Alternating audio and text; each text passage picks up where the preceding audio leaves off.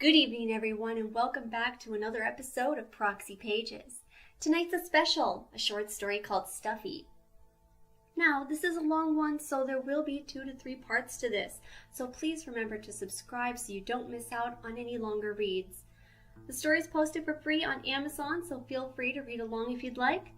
So, without further ado, let's begin. Stuffy. Mommy! She wailed as she aggressively grabbed at my phone. Great, I thought. Now I'm going to get it. The little jerk started crying, on cue the second my mom's head popped into our bedroom. What's the matter, Stacey? Cooed my mother. Kimura won't share, she screamed, again trying to yank my phone away. She furrowed her brow and pointed a finger at me, the way you'd tell a disobedient dog to sit. You have to share, Kimmy, she said with zero love or sympathy towards her oldest child. I was furious. Despite her being the youngest in the family, she straight up ran our home. But Mom, I groaned. No buts. Let her play for a little bit. You're on that thing all day. Have you even done your homework? I did, yelled Stacey. I shot her a nasty look. Hesitantly, I responded. No, but... Then give it to her. Give it to her now and start your homework. Angrily, I threw it at her, and it hit her arm. Her thin cheeks quickly turned red, and tears streamed down her chin. Crud, I'm dead now. Mom quickly grabbed one of my arms and smacked me upside the head. Kimura, how could you do that to your baby sister? No more phone until next Tuesday, you hear me? But Mom! Zip it, and if you don't act right until next Tuesday, the phone is now hers. Got it? I folded my arms and made the angriest face I could make. But Mom wasn't having it. I didn't respond because I found it entirely unfair. My sister was 9 and I was 13. I had asked my parents since before I was her age for a phone. They told me I could get it when I turned 13. I was finally old enough to have one, but back then they wanted me to share with her whenever she wanted it. How did that make any sense? She should have to wait just like I did. Do you understand, or should I give her the phone already? Mom raised a brow, as if daring me to say something smart back. I shrugged and got off my bed. I'll go start my homework. I looked back at my sister, who was smiling with glee, victory written all over her face. Brat. I huffed and puffed as I went downstairs with Mom to get my backpack, doing my best not to cry or punch the walls. I knew I'd get in more trouble if I did, but the whole time I kept repeating in my head, this isn't fair, this isn't fair, this isn't fair! From downstairs, I could hear Stacey laughing and screaming while I was busy working on math. I bet she wasn't even on my phone and just watching TV, and only threw a tantrum just to get 5 minutes of playtime. Pretty steep price to pay, considering now I was technologically grounded for a week. After spending over an hour frustrated as I tried finishing Mrs. Martinez's math games, which is what she called homework, clearly she's a fun teacher, I finally gave up and crammed my worksheets into my backpack. As I started walking up the stairs to get ready to shower, I heard my mother cry out, Did you finish your homework? Yes, Mom, I lied. I knew she wasn't going to check. She never did, and I could easily copy off of one of the nerds before my morning class began. I was never going to need math in my life anyway, because of my volleyball skills. Everyone in my middle school, and previously in my elementary school, knew I was a future champ in the making. That's why the name I went around on campus was Beast. Sure, some people made fun of me for that, called me manly. Mom even called me that name from time to time, and said my sister was Beauty. But that's what every aspiring female athlete goes through. Just ask Williams' sisters, or Ronda Rousey, or any of the other role models. They didn't let any criticism turn them into little wusses. As I opened the door to our bedroom to get ready to shower, I saw Supreme Wuss on her bed, still on my phone. I rolled my eyes, but I was partly curious about what she was doing. Snapchatting with boys, looking at Instagram pics with new Starbucks vomit-looking Frappuccino, playing Musical.ly with her other prima donna friends. Her eyes grew beyond her spectacles, and suddenly she screamed, dropping the phone off the bed. Hey, watch it! I shrieked. I made a run for it, terrified that the screen would shatter on the wooden floor. Thankfully, it was fine. I snatched it, and my sister snapped. Hey, give that back!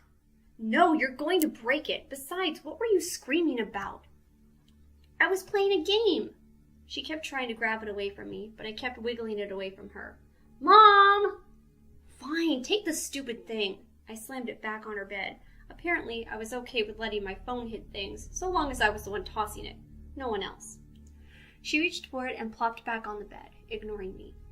Again, I saw her deeply concentrated, and I just stared at her when I should have just gotten my towel and started taking a shower. I really wanted to know what in the world she was playing. So, what game is it? I asked, once emotions had died down. I rarely ever played games on my phone since most of them were free-to-play garbage. I mostly stuck to my PS4, but I was definitely open to a good time waster to fool around with during class. It's called Stuffy, she answered back, but didn't look at me, focused on her game. Sounds lame, I replied, but hoped she would prove me wrong. She didn't. She kept playing her game like I wasn't even there.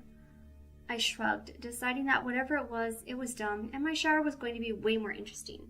I smelled like a swamp, said I. She didn't. She kept trying to play her game like I wasn't even there. I shrugged, deciding whatever it was dumb, and my shower was going to be way more interesting. I smelled like a swamp since I had gone to practice after school, and our gym didn't have showers. Frankly, I think it should be illegal for schools not to have a place to wash off, especially since all the kids smell like raw sewage after PE.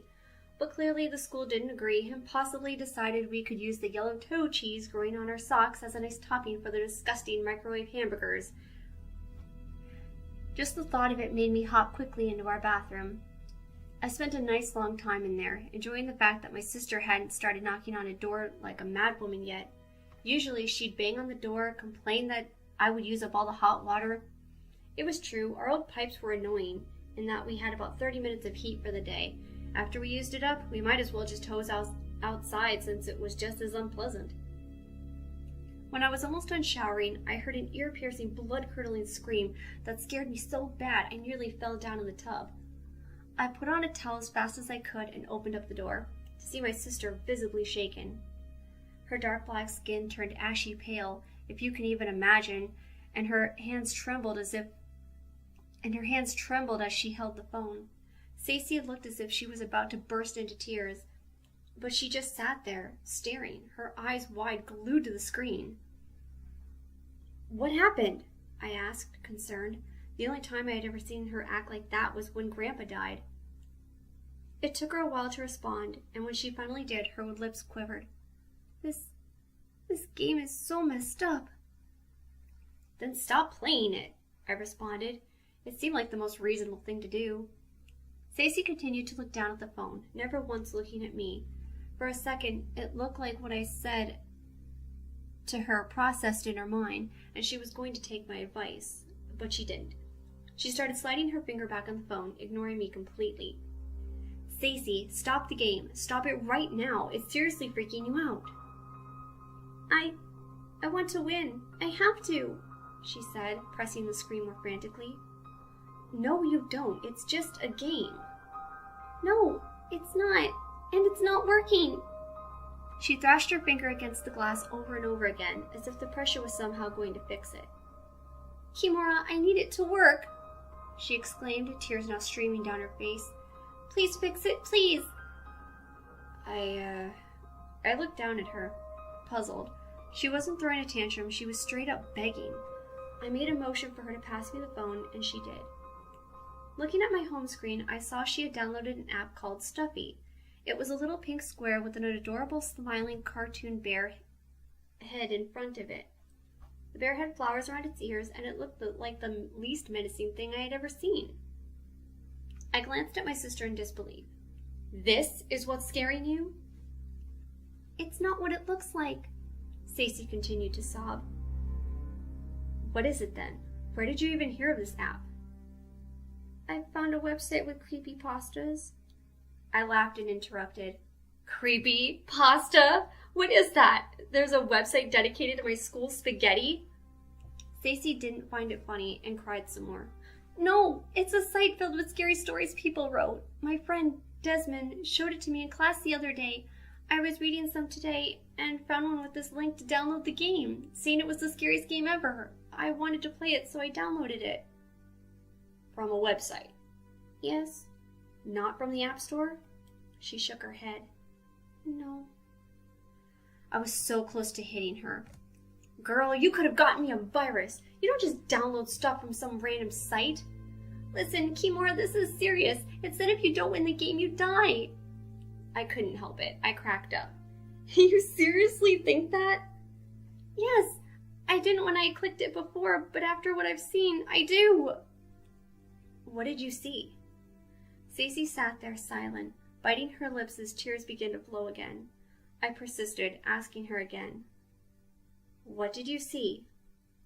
She still stayed quiet. Stacey, just tell me, please.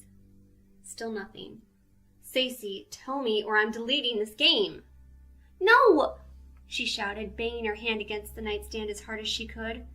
Don't delete it, please. Just get it to work so I can play. Please, Kimura, please. Just do it for me and I'll give the phone back, please. Mom won't let me have the... Forget Mom! I'll tell her you didn't have it. Just please, Kimura, please make the app work. In normal circumstances, I would have jumped at the opportunity, but something about the way she begged me honestly frightened me. She really acted as if her life depended on playing this game. I still didn't believe that anything would happen to her, but I reminded myself that she was only 10 years old and isn't as experienced in horror games as I was. In fact, I couldn't remember her ever playing one of the ones I had, and I thought perhaps this was the first game like this she had ever played. Wanting to be the protective big sister, and of course wanting my phone back, I relented and pressed the teddy bear's face. A black screen appeared as it loaded, and I sat down next to her, still in my towel, waiting for it to hurry up and finish so I can get in my pajamas. Eventually, the background changed to pink and 3 animations popped up. All but one were cute. On the left, there was a white bunny with pink eyes, with 2 ears flopping with bows in such a way that it looked like pigtails. She reminded me of a cheerleader, with a perky, toothy grin, rosy cheeks, colorful pom-poms. She had a stereotypical short pink dress, but it had red splotches all over it. The bunny had a thick red line across its forehead, and I wasn't sure if it was a headband or blood. In the middle of the screen was that same teddy bear from the app's icon. This time her features were more noticeable. She had beady black eyes, a crooked smile, and soft-looking brown fur that was darker in certain spots. She looked like she needed some TLC before she could be pretty again. She was ripped up from right below her head all the way past her tummy. The white stuffing peeked itself outside of the slits. The one on the right was the one that didn't look redeemable. It was a cat skeleton. I knew this because I had seen a corpse of a stray animal before. On my daily commute to and from school, I'd walk on the sidewalk near a busy street, and it wasn't uncommon to see a bloodied carcass in the middle of the road. Because we lived in a poor neighborhood, no one ever came to pick them up. So as I'd walk home with my sister each day, we'd see the body progressively decay and get eaten by flies. The matted fur would sink into the bones would get crushed further by cars that failed to drive around the cadaver, and eventually there'd be so little left that the remains would get blown up by the wind. It still hurt to see what happened to an animal, and seeing this digital cat was hardly any easier. It had cracks in its skull as if someone had shattered its face with a baseball bat, and bits of bones were missing. I couldn't tell of its expression, but I'm sure it wasn't happy. It wasn't until I studied the picture that I came to realize that each of them held an object in their hands, a very large needle with a syringe noose pulled through the eye. What made the picture a lot worse was, it seemed like all 3 of them were looking at me while I was looking at them. I knew it must have been in my imagination, but when I swayed, their eyes seemed to track me, but their mouths stayed in place. Even the cat, which didn't have any eyes in the first place, just creeped me out. Still, I wasn't going to show her that there was anything to fear. Now what? I questioned, slightly faltered in my voice. Pass it to me, she whispered. Without a word, I gave her the phone, but the second it reached her, the screen went black again and went back to the home screen. Oh no, Stacey said, her eyes getting wet again. Don't worry about it. It just crashed. No big deal. Let's try this again. We did the same thing a few more times. I opened the app up, but by the time it was in her hands, it would always close up. She kept pressing the app's icon, but nothing would open when she touched it. I even tried deleting the app and re-downloading it, but it didn't make a difference. After a bunch of tries, she curled up into a ball and cried in despair. Stacey, don't cry. It's nothing. Really, I promise. Nothing's going to happen. It's just a game. I continued to try to change her mind, but it didn't work. No matter what I said, she was convinced she was going to get killed by the game. It got to the point where I was the one begging her. Stacey, please, it's just a game. Let me delete it and let's forget about it. No! Then what do you want us to do, Stacey? Call Mom? Call the cops? What do you want to do? You want me to play it just to show you nothing's going to happen? No, Kimmy, don't! I don't want you to die too. No one dies from playing a game, Stacey. Some idiot from the internet made up some dumb story just to freak little kids out. It's fake. Here. I put the phone back in her hands. Go watch some Netflix or chat with your friends. Get your mind off this stupid game. No, she responded, pushing the phone back in my hands. I don't want it. Please, you take it. She went under the covers and put her head on her pillow and just stared at the wall. Stacey, you need to go shower. You're nasty. I don't want to. Come on, sis. No, just leave me alone. And promise me you won't play it. You're right, just delete it, please. Okay. I nodded, getting off her bed. She pulled my arm to face her. Kimmy, I'm sorry I took the phone and got you in trouble with Mom. I shook my head. It's nothing. Just sister stuff. No big deal. I patted her head the way Mom would. Good night. I love you. I promise everything will be okay in the morning. Try not to have nightmares, okay? She gave me one more look, nodded a nervous smile, then curled up and began to stare at the wall again. After placing the phone on the nightstand, I switched into my pajamas. My eyes kept wandering back to Stacey, worried that maybe I should tell Mom how she's feeling. When we were younger, whenever we'd watch a scary movie, my little sister would insist on sleeping with her. When I was about to step out of the room to go speak with Mom, the door opened and in came her mother. Where were you headed? It's bedtime, little lady, she said, seemingly over the phone conflict. I know, it's just Stacey. I looked back at my sister, who had gotten up and was waving towards the door. Pleasantly, she yelled, Good night, Mommy! I looked at her in disbelief. Mom, noticing my confusion, and said, Stacey, what? Shaking my head, I responded, Stacey and I made up. She can borrow the phone whenever she likes. A huge smile beamed on Mom's face. Oh, I'm so proud of you two, learning to act like sisters. It's about time. She gave me a big hug and went over to Stacey to kiss her on the forehead. Good night, girls. Sweet dreams. She turned around and closed the door behind us, her steps echoing quietly until I couldn't hear her anymore.